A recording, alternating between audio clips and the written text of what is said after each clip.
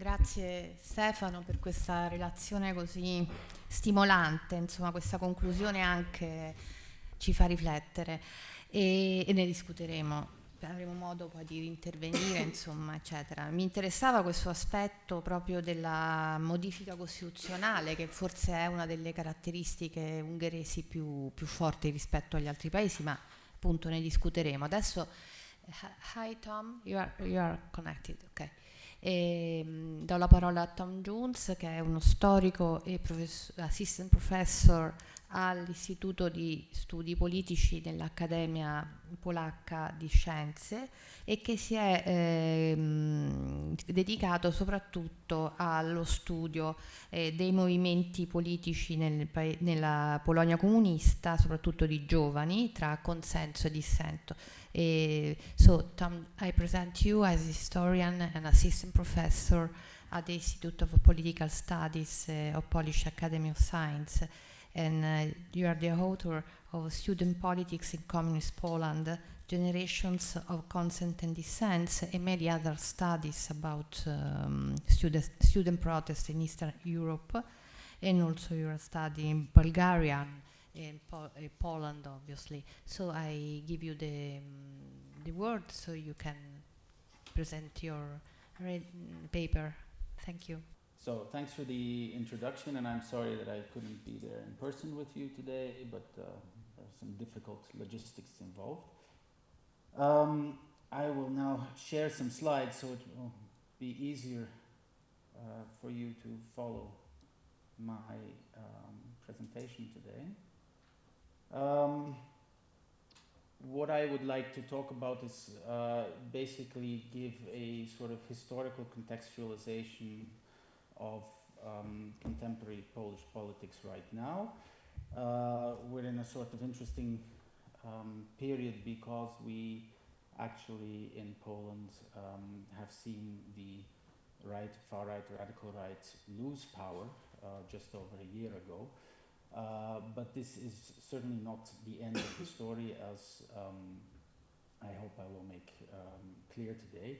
And I would just like to start off like why I use this title, The Revolutionary Right, because in part I feel that most typologies, usually in media or in political science, don't exactly cover well what is going on in Poland. And in the first place, the right, the radical right, far right, should be seen as a political movement that of contestation, and it's an insurgent movement bent on gaining power, on capturing the state, and if needed, upending or undermining certain aspects of the liberal democratic order. Now in my presentation I'll just cover some conceptual issues that I find important in pointing out when thinking and talking about Poland and its history and politics.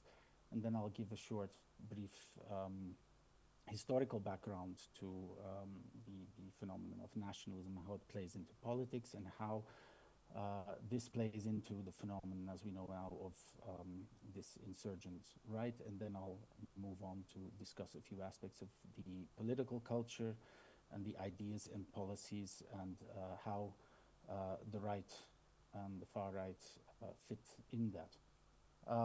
I'd like to start off first by pointing out that this whole spectrum of the right, from the mainstream to the far right, is really based also on a large plethora of social institutions and social movements, ranging from the Catholic Church to intellectual circles, to also football ultra milieus and certain underground, even fascistoid organizations. Now I will be mainly talking about the party politics, so it's a bit of a simplification, but I simply do not have time to go into the full spectrum of it. Another important point is the terminology. We very often talk about populism. Populism, in my opinion, does not explain much about Polish politics, for the simple reason that for the past 2 decades we are mainly seeing a duopoly of two big parties in which the opposition party generally acts in a populist way vis-a-vis the party that is in power. Illiberalism is a much more useful term because this, especially when it comes to the last decade, very much denotes what happened when the radical right was in power, in which it undermined the rule of law, undermined media freedom, attacked minority rights. And a third concept that I think is important is authoritarianism. Not so much for the party politics. It's often used in media by media observers, sometimes by scholars, but I mean, I might point out that peace lost power and actually gave it up peacefully, delayed a bit procedurally, but nothing beyond the pale, and certainly nothing that compares to, for instance, what happened in the United States on the 6th of January. But where authoritarianism is important is that there is a relatively large segment of Polish society that has some preference for authoritarianism in the sense of a strong state, strong leader, strong military, law and order, strong borders. And that is quite a persistent tendency, and of course that's an electorate that the radical right will direct its policies and ideas towards. Then just exactly this conceptualization of the right, we have far right, radical right, extreme right, hard right sometimes. I'm using them a bit interchangeably, partially because Polish parties in this spectrum tend to move along this spectrum. So, for example, PiS has at times acted as a far-right party or radical right, and in other instances has very much behaved like a mainstream party. So it's something that is very inadequate to use this kind of terminology too strictly on the political realities in Poland. Another important notion is conservatism. Now, conservatism in a Catholic country as Poland, it's quite remarkable that after 1989, no Christian Democratic Party actually emerged, or no Catholic party. This is, again, one of these peculiarities maybe also about the post-communist camp in Eastern Europe, also in these discussions that it's sometimes hard to denote what is left and right, or that there is no real left and right. So conservatism plays here as well. It might be noted that some self-declared conservatives in Poland would identify as people who do not necessarily endorse democracy or liberal democracy. So that's maybe also important to keep in mind. And finally, nationalism, maybe a core concept of my talk today. And I would like to denote that in Poland, this is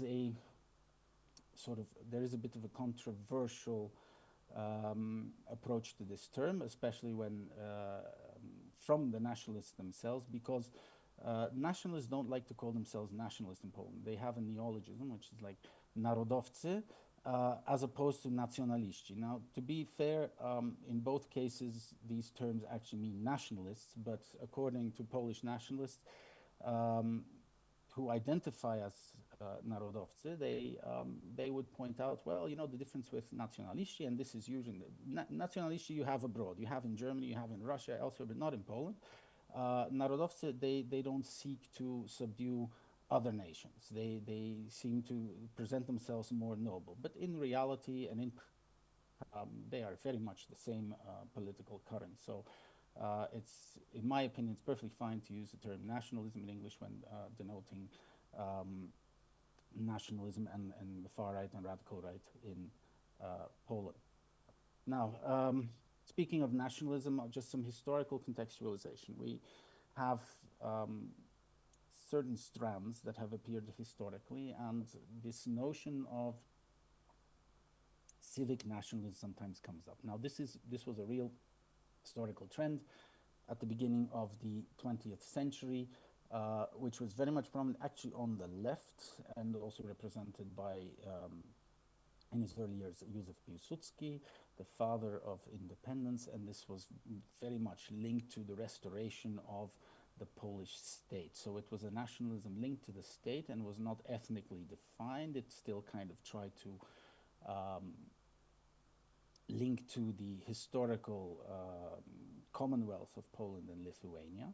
Now, during the 1920s and 30s, this civic nationalism gradually just disappeared and made way for the ethno-nationalism of the National Democracy and DESTRE, symbolized by Roman Dmowski. And as of today and after the Second World War, generally when we have nationalism in Poland, this is the ethno-nationalism. Even when you have people who identify as patriots, have a portrait, for instance, of Józef Piłsudski or a t-shirt, their nationalism is an ethno-nationalism. It's no longer the civic nationalism. That is a historical phenomenon that doesn't actually really exist. But what you do have is also a strand of radical nationalism, sort of an offshoot of this ethno-nationalism in the 30s. Historically, this is the movements that adhered to these were small, relatively small minor. This is where you would get some kind of fascistoid movement in Poland in the 1930s. This is, I'm thinking of the ONR Falanga, which was mainly prominent among, in the student milieu, which was a young urban male environment at the time, but was very much a minority strand actually in this rather broad ethno-nationalist trend. Which is not to say that, for instance, anti-Semitism was very prominent. There was a lot of admiration among index for instance, Mussolini's Italy, even at some point for Hitler's Germany, until they realized that this was very much an anti-Polish movement. But what is crucial historically is that this nationalism, these nationalist tendencies in the far right, they did not discredit themselves during the Second World War as in other countries. So barring a few minor exceptions, the far right, or the Polish far right, resisted and fought the Nazi occupiers. And in this sense, it was not linked to the negative connotations of fascism and Nazism after the Second World War. More importantly, communist regime that comes to power after the war already in its early years instrumentalized nationalism, in part for the regained territories, so-called regained territories as they were called, from Germany as compensation for the territory in the swath of land they lost, the Polish state lost to the east. This nationalism popped up at several periods under communist rule. The very dark side was in the late 60s with the anti-Semitism and of the anti-Zionist campaign, but it was also very prominent in the 1980s under Jaruzelski, where it de facto supplanted Marxist and communist ideology. And it should also be noted that nationalist politicians, the index, actually collaborated with the communist regime openly and supported the Jaruzelski regime. Simultaneously, in the 1980s, Solidarność, the big opposition, it had a pretty large nationalist wing as well. So on both sides of the barricades, you actually had a strong nationalist representation. And I should also add that, of course, the 89 revolutions, these were very much a nationalist phenomenon. It's one of the reasons that in Eastern Europe you still see in any protest or demonstration, you see national flags. I mean, there was a strong nationalist component in the anti-communist revolution. So as a result, after 89, nationalism pretty much mainstream throughout Polish politics, barring one maybe section of the left side of the political spectrum.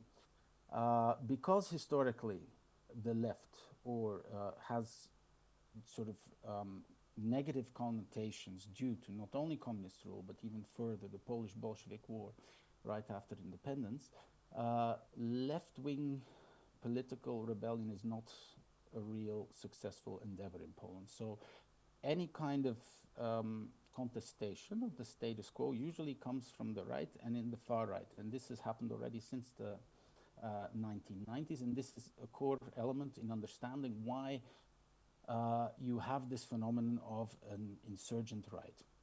Finally, what is important to understand that in the post-89 transition period up to European accession, one of the two dominant forces was the post-communist center-left, and it actually implodes around the time of European accession.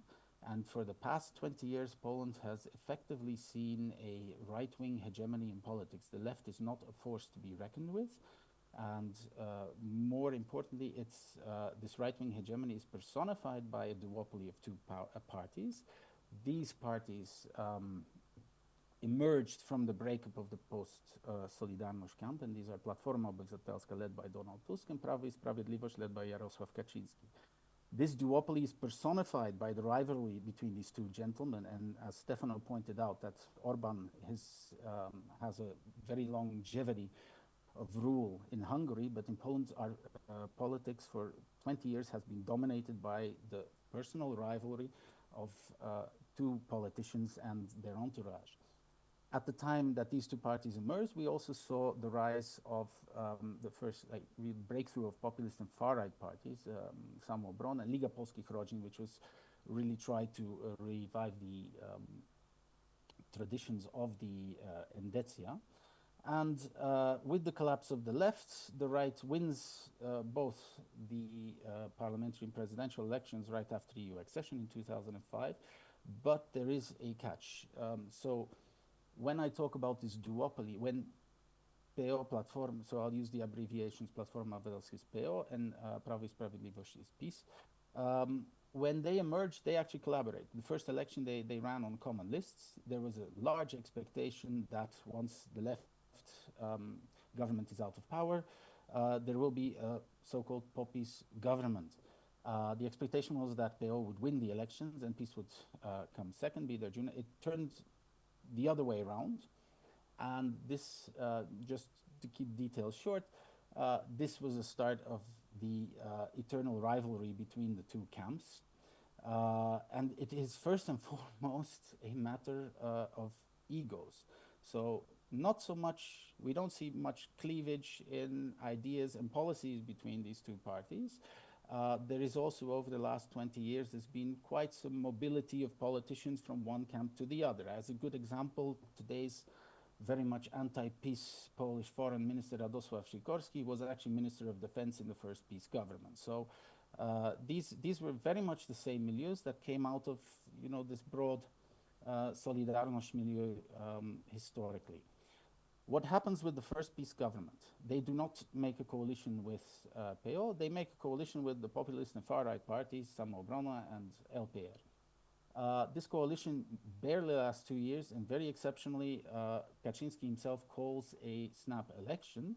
And it seems that the tactic there, or the plan, was to actually eliminate any kind of opposition on the right of PiS, which he was successful. PiS managed to absorb this far-right and populist electorate and could concentrate themselves on attacking or competing for the centrist votes and attacking PO. So this is then the mechanism of the duopoly.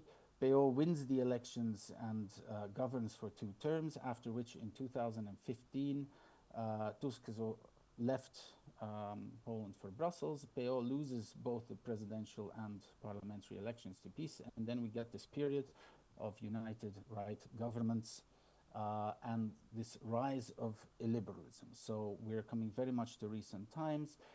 One interesting element is that when PiS is in power, after 15 years, we see a new far right emerge to the right of PiS, also in opposition to PiS, in the form of what is now Konfederacja, but it's really an amalgam, and the name actually of Confederation in that sense has its roots in that, is a broad coalition of various kind of groups and movements, but is nowadays crystallizing towards a kind of new far right,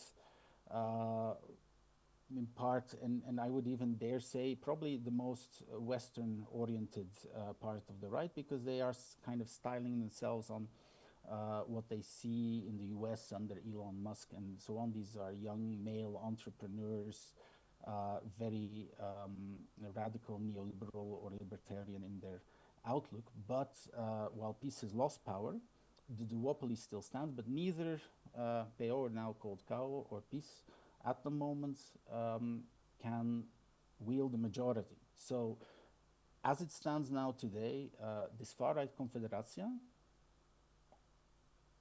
will be the kingmaker in the elections. And this raises, of course, the potential specter of a far-right government more to the right than the two terms of PiS government was in Poland, because, and this is another part of my argument, the current government has actually very much failed so far to undo what PiS did in its last 8 years. It has polls are showing that the current government majority has lost its majority, so it's fair to expect that PiS sooner or later might return to power. Why is this important in what I'm trying to say? It's political culture, because as I pointed out in the beginning, PiS in the first place is very much bent in its tactics as an insurgent movement to gain power. When they were in power, they would upend certain elements. Okay, they would stack the courts, the judiciary, they would take over public television. These were moves to, of course, facilitate their power. What is perhaps less covered and is more controversial is because exactly in the area, in the sphere of ideas and policy, they are not so different from the mainstream. I'll now just, this is a random order of policy areas, but I put memory politics first because this is one aspect where PiS really stands out, where they are more organized, where they are more aggressive when they were in power. Rewriting the past is very important for PiS. It's part of their political propaganda, and it substitutes ideology, I would say. Two things very much stand out in the memory politics pushed by PiS. This is the armed resistance, so-called damned soldiers, the armed resistance in the first years of communist rule, and the issue of Poles saving versus Poles denouncing and killing Jews in the Second World War, meaning PiS is very much bent on creating a myth of a righteous, real, patriotic Pole who would fight for the just cause of Poland, which is, for all intents and purposes, pretty much a distortion of historical reality. But PiS has been very powerful. Just to give an example, it took over the Institute of National Memory, which institute, its budget exceeds the budget of all history institutes at the Academy of Sciences and the universities in the country. And this is not an academic institution. It belongs to subordinate to the Ministry of Culture. It is, for all intents and purposes, a ministry of historical truth. As an example, the current government, which is an opposite, not only did they not implement any changes to the institute, they actually increased its budget. Ironically, who is going to be running as president against the PO candidate is the current director of the Institute of National Memory, and he is the PiS-backed candidate. So this is an indication of how important this issue was for PiS itself. As for other issues, and I'll try to discuss them both relating to PiS and to Confederacja. Europe, in the broad sense, both NATO and the EU. Now, there is a lot of anti-EU rhetoric in Poland. But in practice, there is not even Confederacja that openly says it is against the EU, has no plans in their electoral program in the last elections, has no plans whatsoever to leave the EU, because they say, well, you know, Poland is getting a lot of money from the EU. They are a very pro-business party, and they are very much in favor of, you know, the free movement of capital and goods and people. PiS, Eurosceptic, but you know, when they were in power, they were at loggerheads with the EU. Now they are in the European Parliament crying about breaches of rule of law in Poland, and they are trying to muster against the national government. And a nice detail is, of course, that since Tusk was the president of the European Council, that personification of Kaczynski versus Tusk also took on a role of Poland versus the EU. It was just the transposition of the same duopoly and the same rivalry. When it comes to NATO, well, again, there's a broad consensus here. Nobody is anti-NATO in Poland. Konfederacja, that has some seen as pro-Russian, but it masks rather as strong anti-Ukrainian, an anti-Ukrainian platform, also does not contest NATO, but it talks about it different. They say NATO was good because, you know, it modernized the Polish army. This is, again, the classic kind of rhetoric and love for the military and that you see among the far right. So they basically just tweak that, but again, no political party right now, and you should of course note that the interesting example of Brexit was not something that went down well in Poland. In fact, support for the EU was at its lowest at the time of accession. This is one of the reasons the then center-left government actually made a deal on abortion with the church, because they were very much afraid that they would actually lose the accession referendum. But support for the EU among the population has never been as high. So it has only increased over years. So no party would actually seriously contemplate an idea of Polexit. There's a lot of shouting about it on social media, in the media, but this is typical Polish rhetoric. Once you look beyond the rhetoric and at the policies, you see a different issue. Now, immigration, favorite far-right theme. All parties on the right are anti-immigration, and to be fair, it is the current government that has implemented the strongest they attacked PiS for being weak on immigration, and Tusk himself has actually gone beyond any European politician, because they have suspended the right of asylum in Poland, which, by the way, is unconstitutional because it is written in the constitution. So the liberals, the mainstream right, have actually gone further and are trying to pass the right and far right on the issue of immigration. In addition, that the border with Russia and Belarus is completely militarized now. It's not a fence, it's absolutely militarized. They are mining the border. But on the other hand, ironically, in the past decade, Poland is the country that has seen the single largest immigration wave in Europe, and this under the aegis of anti-immigration governments. And this doesn't only denote the millions of Ukrainians, but actually a lot of immigration from Southeast Asia, for the simple reason that Poland needs immigrants. Its economy is booming, it is strong, and it has record low unemployment, and there are whole sections of the economy where just immigrants are needed, and, well, you know, the media doesn't focus too much on it. Women's rights, LGBTQ plus rights. Here, of course, the right is often very loud and prominent, and, you know, referring to traditional Christian values. Anti-LGBT measures are a common campaign theme. Women's rights, of course, abortion, I don't think I have to explain that too much, but maybe it's worth noting that this was perhaps the key issue. This is the issue why PiS lost power. This is the issue because the record mobilization in the 2023 election was actually achieved through youth mobilization and female voter mobilization that voted against PiS.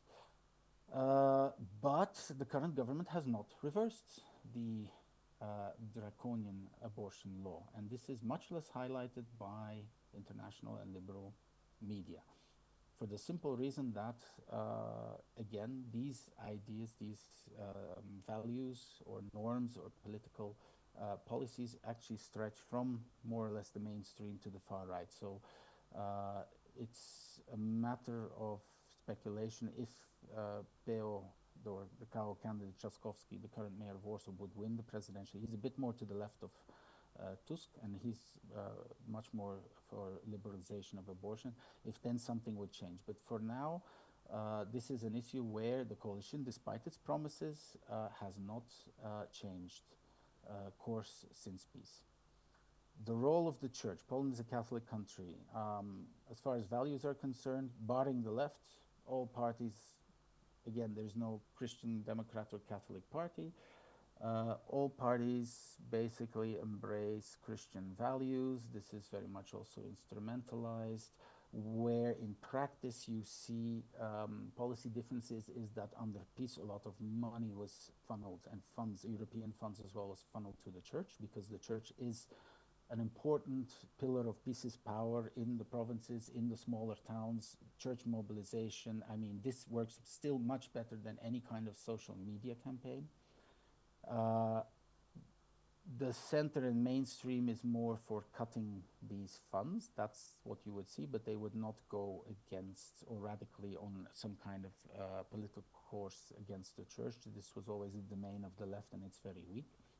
Interestingly enough, though, the far-right Confederația has not mentioned a single time the church or religion in its political program. They seem to be quite agnostic on this. And in order to maybe also explain where this far-right is perhaps going to be quite successful, so civic partnerships and same-sex marriage was also one of the issues where liberals failed, where in 2015, LGBTQ activists even were calling to vote for peace just to punish PO because they didn't keep their promise. What does Confederația do? The current candidate, presidential candidate and co-leader of Confederația, Mensen, who is a kind of, Elon Musk type. 2 years ago, he said 5 points for Confederația. We don't want Jews, gays, abortion, taxes, and the EU. What have they suggested is they don't say anything about civic marriage or about same-sex marriage or civic partnerships, but they have a strong policy proposal to end tax discrimination for same-sex couples with inheritance, which in practice is actually what civic partnerships would obtain. They are actually fishing for the LGBT vote there, which is also very interesting. So again, the far right is seemingly moving to the center, but just recalibrating it in a business dialogue. And when it comes to the economy, this is really where maybe the biggest difference is on the right, is that the mainstream, which adheres to sort of more or less the I'd even say traditional post-transition neoliberal course, PiS turned into a remarkable, and that was part of their success in 2015, into a statist economy party, using the state and its economic resources to initiate certain welfare programs. So this was a cornerstone of this. Again, despite huge criticism from the mainstream, this has not been overturned. The big child benefits program it was the flagship PiS program, and this has just been instated.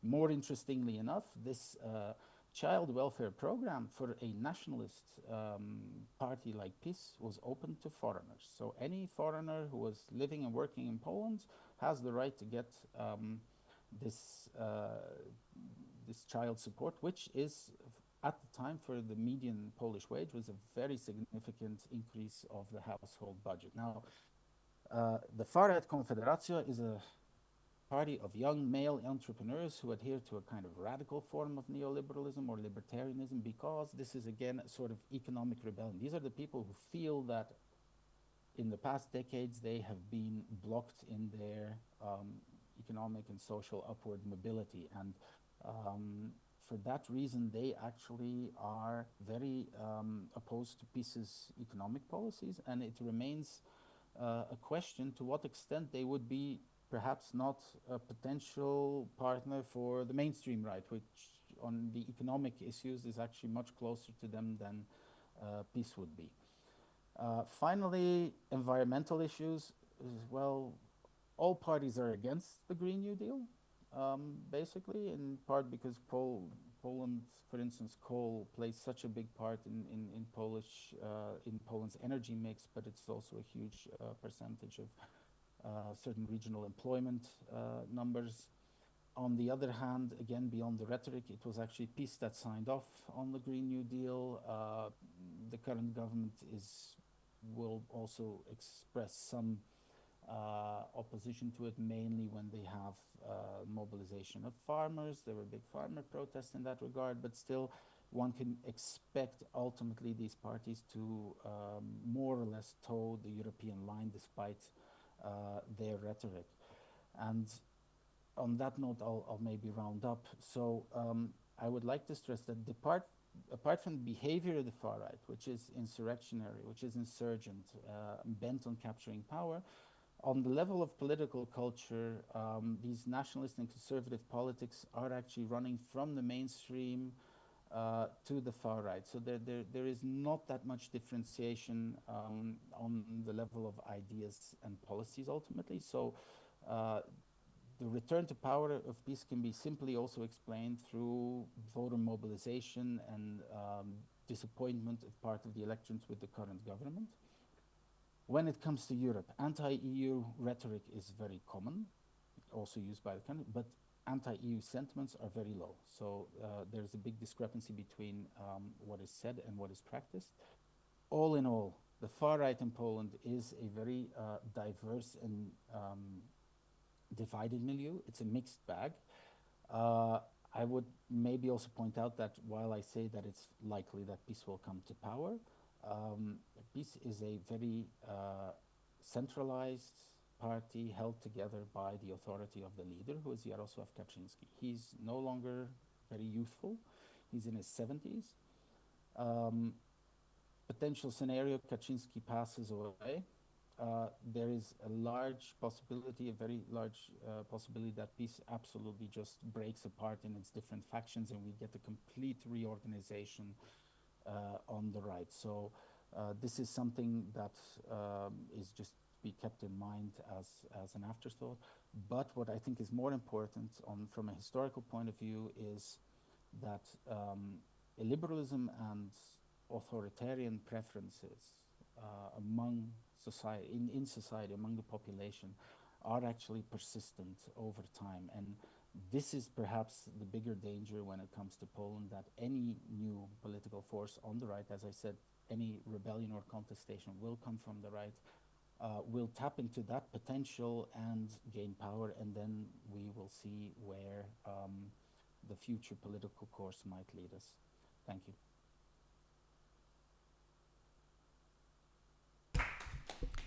Thank you very much, Tom, for this beautiful presentation and so stimulating. Also for having respected the time that we have, and so after we have the debate in English, we can pose you some questions about your beautiful presentation. Now I go in Italian.